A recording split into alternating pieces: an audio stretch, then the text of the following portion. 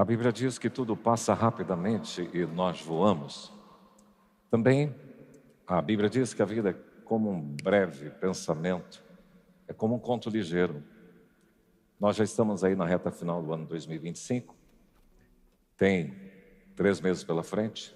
Talvez alguns daqui precisam recuperar o fôlego para encarar mais esses 3 meses e chegar, em nome de Jesus, no dia 31 de dezembro, sã e salvo. Mas eu sei que no decorrer do processo e no nosso dia a dia, as emoções ficam à flor da pele e tem tantas coisas que acontecem no dia a dia que vão afligindo e vão afetando você, como afeta a mim, com certeza. Então, nós concordamos entre a equipe ministerial de falar durante o mês de outubro sobre a alma. Porque não sei se você sabe, nós temos 3 elementos que compõem o ser humano: corpo, alma e espírito. O corpo é essa embalagem que Deus deu para você, e você tem que aprender a cuidar do seu corpo. O espírito é o lugar em nós em que Deus habita. E a alma é o centro das nossas emoções, vontade, razão, intelecto, alojado tudo na alma. Talvez a preocupação moderna é mais cuidar do corpo do que da alma. Mas a gente tem visto muitas pessoas sofrendo bastante por causa da alma. Pessoas tiram a vida por causa de problemas profundos de angústia da alma. Pessoas estão num beco sem saídas e em depressão por causa de doenças e patologias da alma. Então é importante ministrar a alma. Por isso nós vamos tratar essa série aí, Renove a Sua Alma no Divã de Deus. O divã foi implantado pelo psicanalista ou doutor Sigmund Freud, ou Freud, a pronúncia desse nome austríaco. O paciente assentava aqui e ficava olhando para o teto e não olhando para o doutor e compartilhava os seus sentimentos.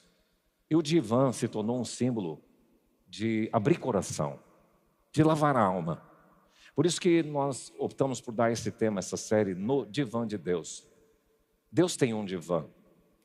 E eu gostei dessa imagem que foi criada pelo nosso Ministério de Comunicação, que coloca o divã, mas a palavra ali perto, porque nós podemos entender que os salmos são os nossos divãs. Quando nós olhamos para os salmos da Bíblia, a gente vai se deleitar nele, a alma vai se alegrar. Os salmos falam e tocam profundamente o nosso coração. A minha alma tem sede de Deus, o Deus vivo. Há tantos textos nas Escrituras que falam sobre a alma, e pelo menos a catalogação dos salmos que falam da alma vai abordar aqueles salmos que clamam pela alma, aqueles salmos que louvam pela alma, os salmos que também buscam pela alma. Os salmos, eles são poesias, eles são lamentos, são choros de gente como você e eu, que bota para fora aquilo que está engasgado muitas vezes. E hoje eu quero pensar com vocês no Salmo 130. É um salmo com 8 versículos apenas, e o Salmo 130, se você puder abrir a sua Bíblia, nós vamos pensar em 4 blocos nesse Salmo 130, pequeno, e eu queria que você acompanhasse a leitura bíblica que diz o seguinte: das profundezas clamo a Ti, Senhor. Escuta, Senhor, a minha voz e estejam alertas os Teus ouvidos às minhas súplicas. Se observares, Senhor, iniquidades, quem, Senhor, subsistirá? Contigo, porém, está o perdão, para que te temam. Aguardo o Senhor, a minha alma o aguarda, e eu espero na sua palavra. A minha alma anseia pelo Senhor mais do que os guardas pelo romper da manhã. Sim, mais do que os guardas pelo romper da manhã. Espere Israel no Senhor, pois no Senhor há misericórdia, nele copiosa redenção, e é Ele quem redime a Israel de todas as suas iniquidades. Espírito Santo, fala a nossa alma nesta noite. Ministra o nosso coração, e o Senhor conhece com muito detalhe o estado de cada alma que aqui está, nesse corpo, que veio hoje para adorar e celebrar o Senhor em espírito. Portanto, tenha liberdade e tratar o nosso coração, a nossa alma, e limpar, curar, restaurar, alegrar, fortalecer e tirar da cova. É o que pedimos em nome de Jesus. Amém. Esse salmo é conhecido como De Profundis. Em latim, a expressão é essa: de profundis clamavi a te de Domini. Das profundezas clamo a ti, Senhor. Tornou-se esse salmo um símbolo de uma oração sincera em meio à dor que uma pessoa pode experimentar, e ele clama com a profundeza da alma. O Salmo 130 faz parte dos cânticos de romagem ou cânticos de peregrinação. Na verdade, os estudiosos dizem que ele pertence a dois grupos. Os cânticos de romagem, o que seriam esses salmos? São aqueles salmos quando as pessoas iam adorar na festa dos tabernáculos, dos sacerdotes, no Shavuot. Eles iam cantando, declarando os salmos. Mas ele também é classificado como um salmo penitencial. É um salmo em que a pessoa penitente, ela quebrantada diante do Senhor, se derrama. Ele suplica por misericórdia, ele pede perdão pelos seus pecados. E esse salmo também é classificado então como um salmo de peregrinação e um salmo de penitência. Achei interessante porque tem três pessoas famosas na história evangélica ou cristã reformada: Agostinho, Lutero e Calvino. Eles gostavam demais desse salmo. São pessoas que nós respeitamos muito pela história e o envolvimento deles na história da igreja. E eles três amavam esse salmo. E eu quero então pensar: renove a sua alma no divã de Deus, encontrando saída em meio ao desespero. Você hoje é convidado a sentar, teoricamente, no divã, e se a tua alma está abatida, você precisa renová-la e buscar Deus no meio ao seu desespero, à sua cova, às profundezas da sua alma, como esse salmo nos diz. Em primeiro lugar, que o autor, que não é identificado, me sugere para que eu encontre saída no meio do desespero, é clamar nas profundezas da dor. Clame nas profundezas da dor. Porque quando ele começa esse salmo dizendo assim: das profundezas clamo a ti, ó Senhor, ó Pai, ó Deus, ele não está falando assim: das profundezas clamo a ti, ó Pai. Das profundezas clamo a ti, Senhor. Ouve a minha oração, ouve a minha súplica. O Senhor conhece o estado do meu coração. Eu estou num fundo de poço emocional e espiritual, e eu preciso literalmente de socorro. Está explícito nesse texto que esse salmista está em pleno desespero, em calamidade. Não se define qual seja, talvez com culpa ou com medo, mas é um grito muito honesto dele, do fundo do coração, sem disfarce, sem maquiagem, típico de quem chega no divã de Deus para confessar o que sente, sem medo de explicitar. Davi compartilha momento assim, porque num dos outros salmos, Davi fala: salva-me, ó Deus, porque as águas me sobem até a alma e eu estou atolado em profundo lamaçal que não dá pé. Eu estou nas profundezas das águas e a corrente me submerge. Socorro! Jeremias, que foi um profeta que viveu alguns anos depois de Davi, ele tem um livro só de lamentos. O Lamentação de Jeremias é um texto incrível, e tem um dos textos que eu gosto, que é Lamentações 3, o versículo 25, ele diz assim: da mais profunda cova eu te clamei, invoquei o teu nome, ouviste a minha voz e não escondas de mim o teu rosto, e os meus lamentos ao meu clamor. E ele diz: de mim te aproximaste no dia da minha angústia. Eu te invoquei e o Senhor disse para mim: não temas. Então Davi teve momento de abismo, de cova profunda, de poço e de buraco. Jeremias também menciona, vários autores da Bíblia tiveram esses momentos de profundo momento de angústia. E eles então, o que fazem? Clamam: Deus, por favor, me ouça. A palavra forte aqui, clamo a ti, Senhor, é um grito, é um pedido de socorro. Então a oração é o mecanismo que alguém que está no divã, no poço de desespero, ele recorre, porque é o espaço de escuta e de acolhimento do Deus que criou todas as coisas. A oração é o lugar onde o meu coração cansado encontra lugar seguro para desabafar. A oração, nesses casos, é um grito, um clamor, uma voz alta. A oração é um pedido. Senhor, por favor, ouve, escuta, dá atenção àquilo que eu estou lhe pedindo. A oração é uma reivindicação, é um pedido pelo nome e pela honra de Deus, que a pessoa confia na sua palavra. A oração é um derramar de necessidades, os pedidos e carências das pessoas. Alguns anos atrás, eu me recordo que na Manhã de Esperança, quando acontecia ainda lá no espaço do templo, nós temos o salão social lá, e eu vi 3 situações que me marcaram profundamente, de 3 pessoas que convivem ainda com a gente. Uma delas, um pai de família desempregado, ele tinha uma boa posição, numa empresa boa na cidade, de repente ele se viu desempregado. E eu vi ele nas Manhãs de Esperança chorando por alguns meses. E o Senhor ouviu. Senhor, as profundezas clamam-te, Senhor. Estou desempregado, tenho família.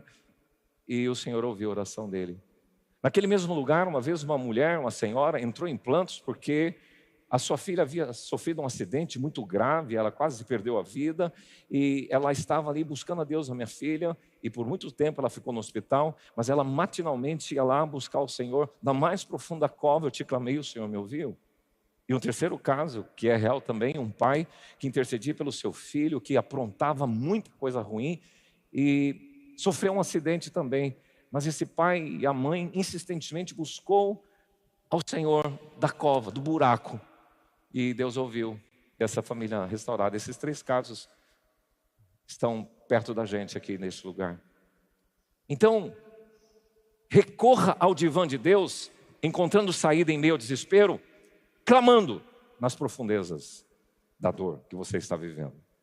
Segunda orientação e o segundo passo para a sua cura espiritual é reconheça o seu pecado e a certeza do perdão. Porque o texto diz assim: Senhor, se o Senhor fosse observar com uma lupa as minhas iniquidades, ninguém vai passar no teste, nesse exame, ninguém subsistirá. A palavra se observares significa vigiar, prestar atenção, cuidar atentamente, olhar. Então, eu preciso reconhecer que eu sou pecador, que você é pecador, e você não passa na régua. Se Deus fosse criterioso e guardasse na memória dele todas as suas sujidades e as minhas sujidades. E a palavra iniquidades, até um produto da área dos cosméticos, a palavra hebraica é avon. A palavra iniquidade significa perversidade, depravação e culpa. Então, meu amigo, confesse que você, por natureza, porque o pecado habita em mim, porque eu herdei dos meus pais, Adão e Eva, e você também, então esse pecado me acompanha. Davi diz isso: o pecado sempre está diante de mim. E Deus disse isso para Caim: Satanás está aí perto de você, o seu pecado está sempre perto de você, cumpre a você dominar o seu pecado. Mas ele reconhece: eu preciso entender, se o Senhor for olhar em mim e contabilizar as minhas falhas, as minhas iniquidades, as minhas transgressões, toda a minha desobediência, ninguém fica em pé, ninguém sobrevive. E novamente o profeta Jeremias aqui faz coro, porque ele diz assim, em Lamentações 3 também, 22, ou 22, as misericórdias do Senhor são a causa. Repita comigo: as misericórdias do Senhor são a causa de não sermos consumidos, porque elas não têm fim, se renova a cada manhã. Você não é fulminado, você não é consumido, você subsiste por causa da misericórdia do Senhor. Por isso, meu amigo, é muito importante renovar na fidelidade de Deus. Olha para essa tela que está aí. O que é que você vê aí nessa tela? O que você vê? Fala para mim. Um ponto. Ok. É interessante que certa vez eu estava numa dinâmica, acho que foi num curso da empresa que eu trabalhei muitos anos, e ele fez exatamente essa dinâmica. E a gente sempre fala: estou vendo um ponto. Mas por que a gente não diz assim: estou vendo uma grande tela com um pontinho minúsculo no meio? Porque é muito mais fácil perceber e detectar as falhas das pessoas. É fácil apontar os defeitos dos outros, e apontar, olha lá, e você tem um grande quadro, muito maior, muito mais bonito, mas o pontinho pequeno, ele se destaca. E aí o Jeremias pergunta: por que queixa o homem mortal? Por que você fica lamentando? Queixe-se, diz Jeremias, cada um pelos seus próprios pecados. Muito cuidado, Jesus ensinou isso. Por que você olha para o cisco que está no olho do outro e não vê uma baita trave que está no seu olho? Porque é essa a questão do ponto. Então, meu amigo, eu tenho que reconhecer a minha culpa, a minha sujidade, o meu pecado e me humilhar diante do Senhor. E essa é uma forma de você sair do poço, reconhecendo o seu pecado e a certeza do perdão. É isso que você precisa fazer, reconheça isso. Eu preciso do perdão e da graça e da misericórdia do Senhor. E a certeza do perdão é evidente, porque quando eu reconheço o meu pecado, a minha iniquidade, o meu erro, eu passo todo por um processo de arrependimento, eu confesso ao Senhor. E aqui é curioso, uma palavra do meio jurídico moderno que adaptou da língua grega. Quando você vai fazer uma rescisão contratual junto a um sindicato, tem um dispositivo lá que eles chamam de homologação. Alguém já viu isso? Homologar? A palavra homologel é a palavra que é usada em 1 João 1,9. Se homologel, se confessarmos os nossos pecados, Ele é fiel e justo. A confissão e o arrependimento e a confissão não é falar assim: Deus, perdoa a multidão dos meus pecados. Porque às vezes a gente quer economizar e a gente taca tudo no atacado, faz tudo no atacado, mas com Deus, o homologel, o homologel, a homologação, Senhor, eu sou ruim mesmo nessa área, eu preciso da tua graça e teu perdão, e nomina, essa a ideia da confissão de 1 João 1,9. E aí você vai experimentar o perdão de Deus, porque se confessarmos os nossos pecados, Ele é fiel e justo para nos perdoar de todo o pecado. E o perdão de Deus não é a negação do erro, mas o caminho da restauração. No divã de Deus não há condenação, mas há confronto. Nós temos falado isso, queridos. Todos são bem-vindos a este lugar. Todos nós somos pecadores, mas você tem que se aprumar diante do Senhor e falar: Deus, eu não quero conviver com o meu problema de prostituição. Eu não quero conviver com a mentira. Eu não quero conviver com o adultério. Eu não quero conviver com esses meus desejos homossexuais. Eu não quero conviver com esses desejos ruins dentro do meu coração, com a imoralidade, com a pornografia, com a luxúria, com tudo isso. Então o divã é um lugar onde você trata isso. Eu achei interessante, esses dias falávamos num grupo de pastores de igrejas do país, falando sobre a igreja, que ela tem que incluir as pessoas, mas transformar. Nós temos que ter esse processo de transformação, e isso acontece através justamente do arrependimento, da confissão e do perdão, que é gratuito do Senhor. E o perdão divino leva as pessoas a temerem ao Senhor, porque no texto bíblico diz: contigo, porém, está o perdão para que te temam. Quer dizer, as pessoas veem que Deus perdoou e elas sentem admiração, reverência e honra e respeito ao Senhor. Recorra ao divã de Deus, encontrando saída em meio ao desespero. Clame nas profundezas da dor, reconheça o seu pecado e a certeza da salvação. Em terceiro lugar, repita comigo: aguarde o Senhor e espere na sua palavra. Vamos juntos? O salmista diz: aguarda o Senhor, a minha alma o aguarda, eu espero na sua palavra, a minha alma anseia pelo Senhor. E esse esperar não é esperar assim: então tá, Deus, eu vou ver o que você vai fazer com a minha situação e com a minha vida. Mas é um esperar ativo, é um esperar não passivo, é um esperar obediente, é um esperar orante, é um esperar servindo, é um esperar confiando, é um esperar vigiando. É semelhante ao lavrador, porque ele plantou, ele arou, semeou, cuidou, regou, e agora ele está aguardando, confiante que vai colher. É essa a ideia desse esperar, não é esperar passivo, é um esperar confiante. E ele diz: eu espero na sua palavra, porque ouvimos na semana passada, com base no texto de Josué, Caneia leu, que o Senhor vai cumprir todas as promessas que Ele falou, e Ele vai cumprir sobre a sua vida. Pois bem, por fim, se você quiser sair do poço, se você quiser sair do meio do desespero, descanse, nele há misericórdia e redenção. Os 2 últimos versículos do Salmo, parece que agora ele mudou, ele saiu do poço. Eu acho interessante, porque se você quiser saber, fala para o Eli, peruano, língua espanhola, eles têm dificuldade. Cair no poço, sair não posso. O que fala a língua espanhola, ele não consegue falar isso normalmente. Cair no poço, sair não poço. Esse, para sair do poço, como ele fez, ele seguiu esse processo, E agora ele diz, portanto, eu já passei por isso, agora eu quero dizer para todo Israel, para todo o povo de Deus, eu quero testemunhar aqui na frente, espera pelo Senhor, dá certo. É esta a ideia que ele diz aqui, espere Israel, povo de Deus, no Senhor, pois nele há misericórdia e há abundante, copiosa redenção, chuva de redenção na sua vida. É gostoso ouvir isso do Senhor. A misericórdia me atinge. A misericórdia, literalmente, a tradução é compaixão pela miséria alheia. Deus olha para a sua vida miserável, desgraçada, terrível, e Ele tem compaixão de você. Misericórdia é isso, compaixão pela sua miséria, pela minha miséria. E essa expressão é uma numerosa, abundante, grande redenção. É Ele quem redime a Israel de todas as suas iniquidades.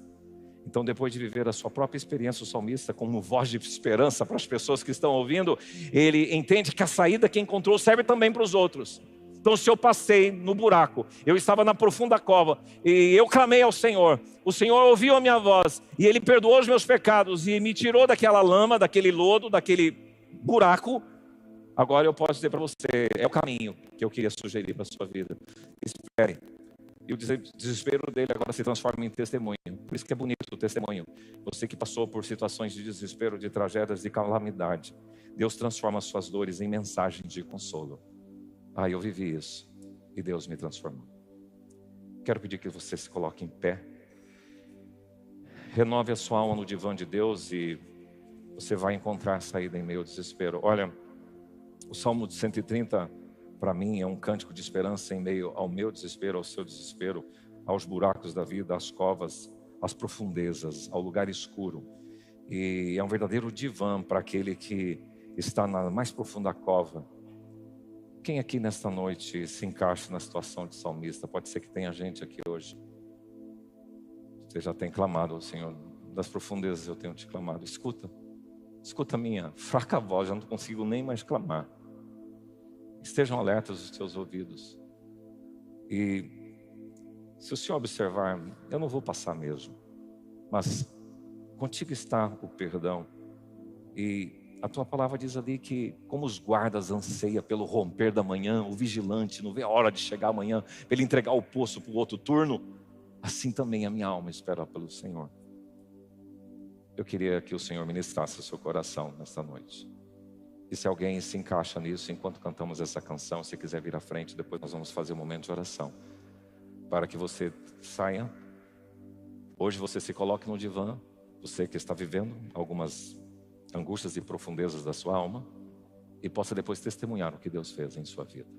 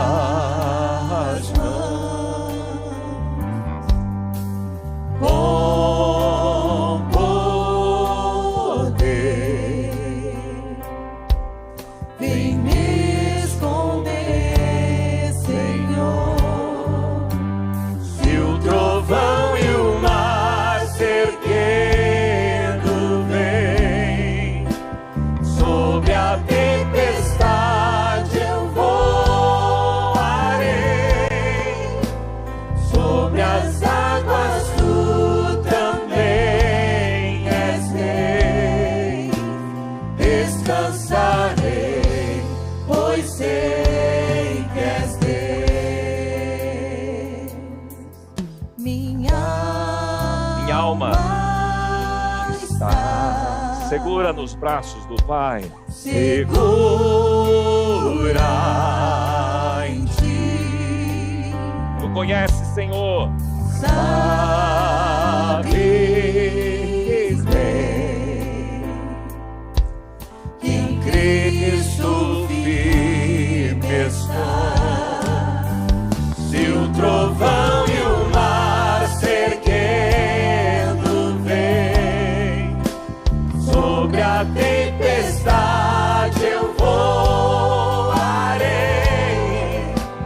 sobre as águas tu também és